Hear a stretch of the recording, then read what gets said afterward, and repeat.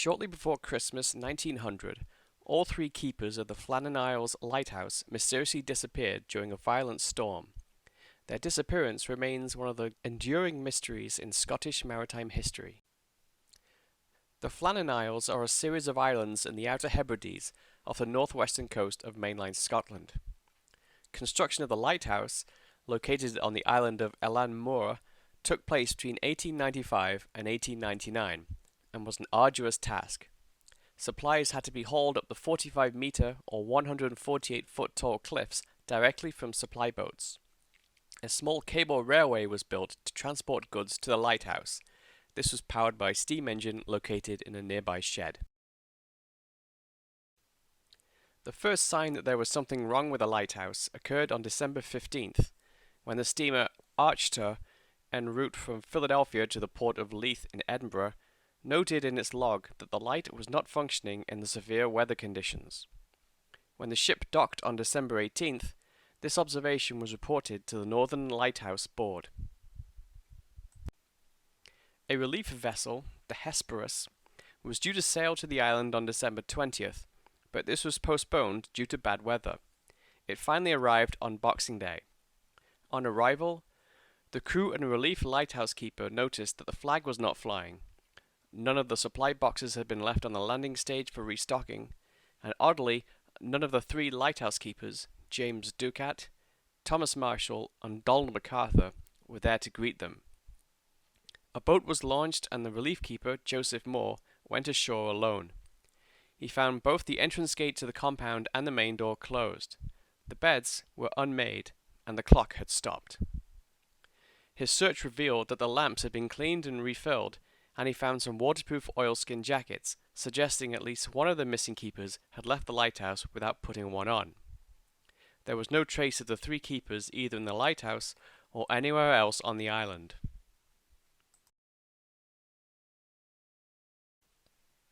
Moore and three other volunteers stayed to tend the lighthouse, and the Hesperus returned to the mainland. The ship's captain, Jim Harvey, sent a telegram to the Northern Lighthouse Board stating, "A dreadful accident has happened at the Flannans. The three keepers, Ducat, Marshall, and the Occasional, have disappeared from the island. The clocks were stopped, and other signs indicated that the accident must have happened about a week ago. Poor fellows, they must have been blown over the cliffs or drowned trying to secure a crane." Back on the island, Moore and his men searched everywhere for clues as to the fate of the three missing lighthouse keepers. While everything was intact on the east landing, the west landing showed signs of considerable damage due to recent storms. A box located 33 meters or 108 feet above the sea had broken, and its contents scattered about. Iron railings were deformed, the railway nearby was dislodged from its concrete base, and a rock weighing more than a ton had been displaced. On top of the cliff, at 60 meters or 200 feet above sea level, turf had been ripped away as far as 10 meters or 33 feet from the cliff edge. On December 29th, Robert Muirhead, a superintendent of the Lighthouse Board, arrived on the island to conduct the official investigation. He had recruited the three missing lighthouse keepers and knew them all personally. After examining the clothing left behind in the lighthouse, he concluded that Ducat and Marshall had travelled down to the western landing stage, and that MacArthur, or the Occasional or relief keeper, had left the lighthouse during a heavy storm in only his shirt sleeves. He also noted that the damage to the western landing was difficult to believe unless actually seen.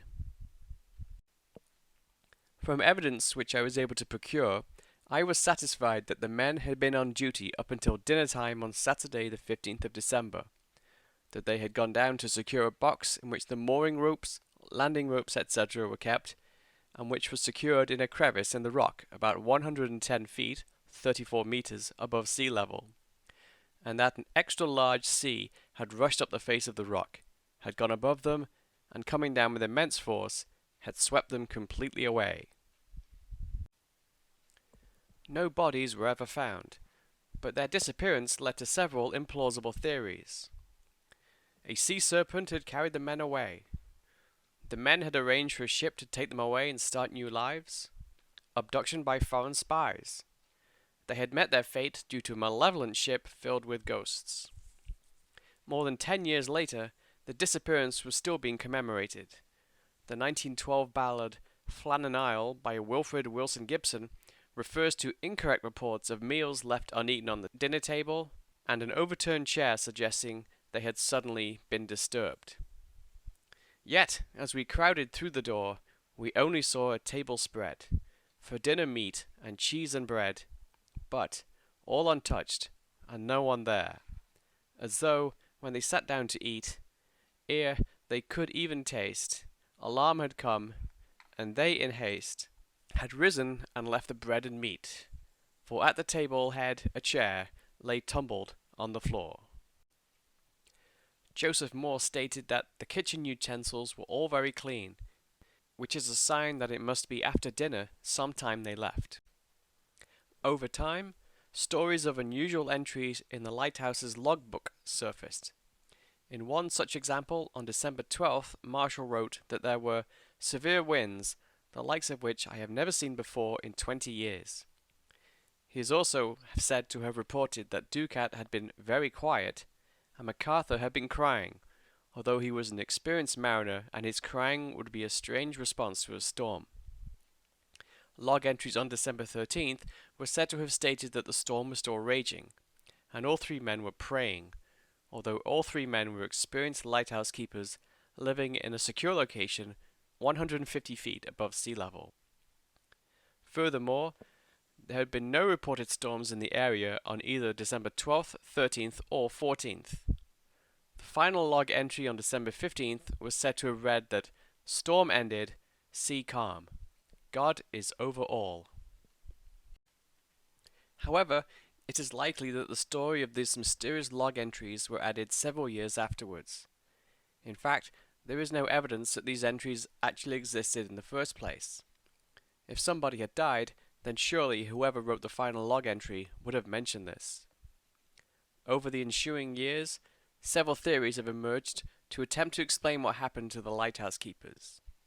The first surrounds the character of Donald MacArthur. He was, by all accounts, an ill-tempered man with a reputation for brawling. One theory suggests that he may have started a fight at the western landing, leading to all three men falling to their deaths from the cliffs. Another theory is that one of the men, presumably MacArthur again, murdered the other two keepers, threw their bodies into the sea, then jumped to his death. While these theories are believable, there is no evidence to suggest any fights or murder took place anywhere. A much more plausible explanation is that Marshall and Ducat were swept away while attempting to secure the supplies on the West Landing. Noticing his colleagues had not returned, MacArthur may have investigated, and he too was swept away.